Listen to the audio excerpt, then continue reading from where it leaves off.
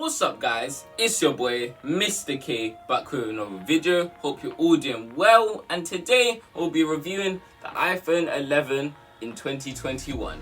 By the end of this video I'll tell you, is it really worth it to buy the iPhone 11, or is it just better to get the updated iPhone 12 which has all the upgrades that the iPhone 11 may not have. But before we get into the main video, I'd just like to say please consider liking and subscribing, as it really helps with motivation. But nevertheless, let's get into the video.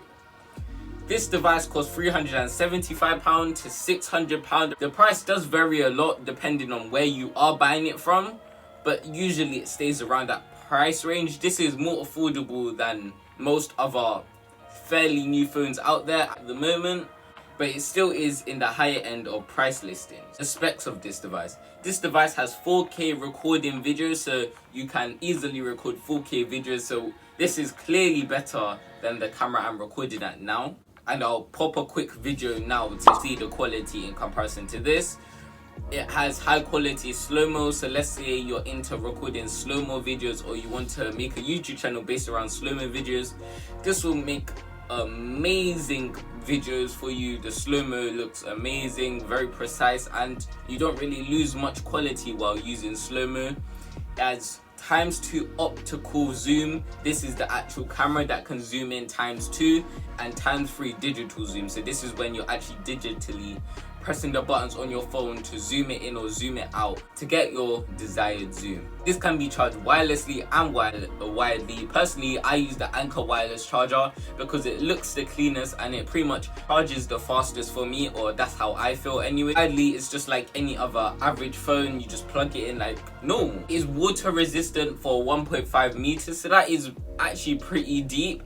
It's IP68, so it's splash, water and pretty much dust resistant, so shouldn't really experience any system breakdowns. So let's say you leave it for a year, it should still be working even though there would be dust all around it. But now let's get into the beefy part of the review. Pros, cons, and then my overall conclusion. Now let's get started. Has a really loud speaker in comparison to all these other speakers, all other iPhone speakers and stuff like that. It's just really loud, and I would compare it to a small speaker because it's just really loud. Can't necessarily describe it, but it is really loud. And other phones, other iPads and stuff like that really struggle with volume, but this is something that iPhone really did right, and it's actually pretty cool. Especially when it's hard to hear things outside with all the cars, ambulances and all of that going around, you still be able to hear it pretty clear and precisely without any problems, without any white noise or crackling. Next positive is the fact that it has the best battery life by far in comparison to all these other iPhones out there.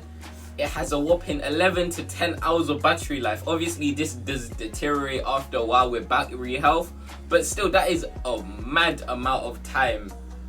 Whereas the iPhone 12 and even newer phones can't even match this still, with only 9 hours and 10 hours of battery life. But I know you Samsung users are probably saying it's really and truly not a lot and it's not nothing to brag about. But iPhones generally struggle with battery life, so it's kind of crazy to slowly start to see the improvement of battery life over the years. It has a dual camera system. One is wide and one is ultra wide, so you get these wide lens photos / images on your phone that you wouldn't necessarily be able to take with a phone that only has one camera. I believe that this is the best camera that I've ever really experienced. Even with poor lighting, it has night mode, so it will adjust without you playing in settings. This is something that even cameras that their only job is to take pictures may not even be able to do this. And then pretty much the last positive about this device is the fact that it's fairly light in comparison to these iPhone 12 Pro and 11, which have more weight to them. It's just much lighter and a more slimmer build, so it's easy to hold it in your hand a little better. But now it's time for the negatives, things I just didn't like about the iPhone 11 and I wish Apple would change in the future. The first thing is the fact that it heats up a lot while charging, while on the phone, while playing just games that demand a lot. Like let's say you want to play Fortnite on the phone, it may heat up a lot. Any task that requires a somewhat amount of energy, it decides to heat up like a heater and just starts irradiating radiation all around. So it's just something to think about, and I just would like Apple to change this because it is kind of annoying. It doesn't get to the point where it actually starts to burn you, but it's just an odd warmth that you really and truly just don't want. You just want a cool, chill phone that doesn't heat up. The next negative is the fact that glass can break very easily. You need a case or screen protector.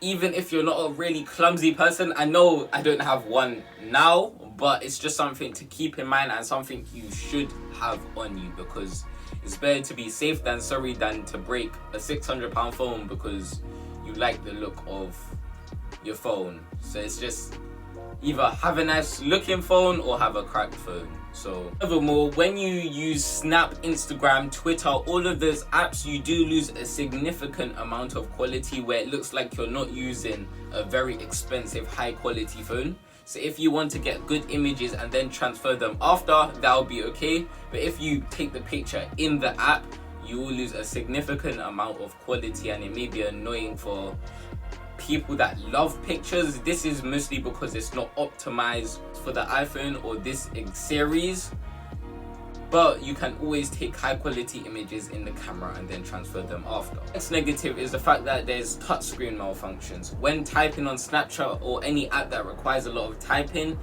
sometimes it just doesn't register the tap of the screen, and you need to double tap it or even triple tap it for it to actually register that you're touching the screen and not just leaving it alone. This happens with other apps as well.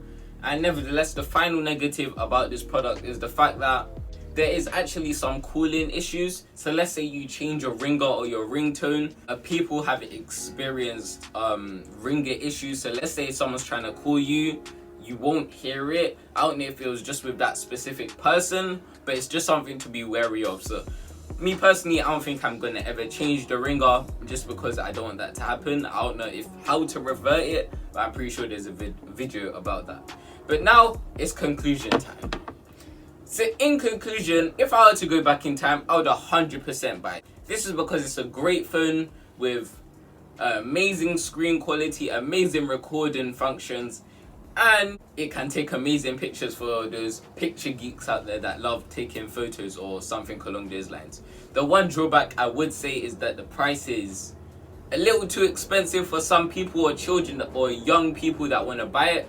For your average Joe, you may need to save up for a week, 2 weeks, or just a while until you can finally purchase this product. But nevertheless, it's been your boy Mr. K. Thanks for watching.